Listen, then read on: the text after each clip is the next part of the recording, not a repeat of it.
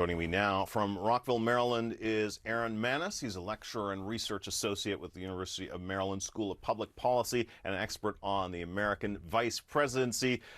Just the man for the occasion here. So listen, I'm going to start with a difficult question here. If I had to put you on the spot, what would your sense of who would make the most likely pick here? Pete, first of all, thanks for having me on. I'm really enjoying my quadrennial moment of fame here. People keep asking me that. I really can't say, because first of all, they're all great. They really are all great candidates. They all have a lot of pluses. Everybody has a few minuses, of course, but mostly pluses. The real question, as Priscilla Alvarez just said, is what's the chemistry? Because when you pick a vice president, you're picking somebody you're going to be seeing every day when you're both in town for the next 4, maybe 8 years. Do you get along with this person? Do you want to talk to this person? Can this person help you with the hardest problems in the world? And presumably, can they help you get at parts of the electorate that you might not be able to? I mean, the case for Josh Shapiro, Pennsylvania's governor, is that he might help Harris in that crucial battleground state, but there is quite a bit of research suggesting that typically doesn't actually happen. Is that right?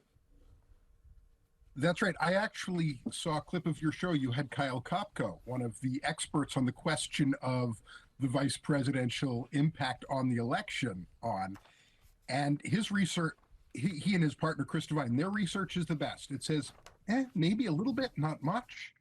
That being said, there's two important factors. One, this is going to be a really close election, so it's not clear if the past rules still apply. You know, a few thousand votes in Pennsylvania or Arizona, or with a particular constituency might really, really matter.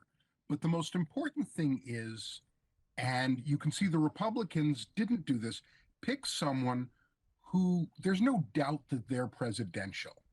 Don't pick somebody who becomes a story because they're not really a great pick. Yeah, I'm going to ask you about that in a second, but I want to still stay on the Harris pick, and sort of our reporting has been that electability is a consideration, and also who would balance out the ticket. So if we could just put up a graphic of all of the top contenders there, you'll see basically that they all have something in common. What do you make of the fact that all of the leading candidates are white men?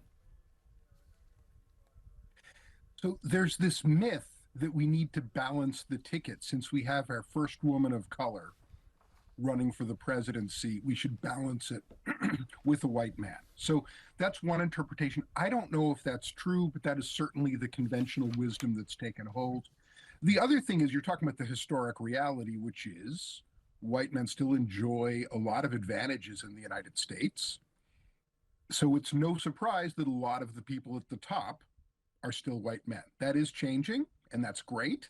But for the moment, you can understand how statistically it would trend in that direction.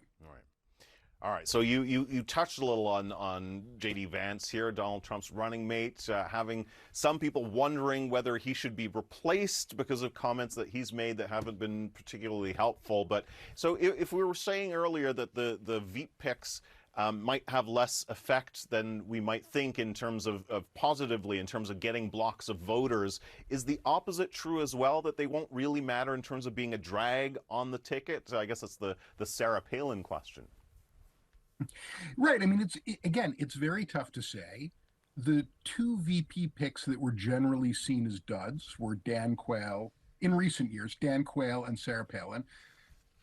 Bush Sr. won with Quayle. By the way, I have a personal hill that I'll die on that Quayle wasn't that bad. He'd been in the Senate for 8 years and was respected there.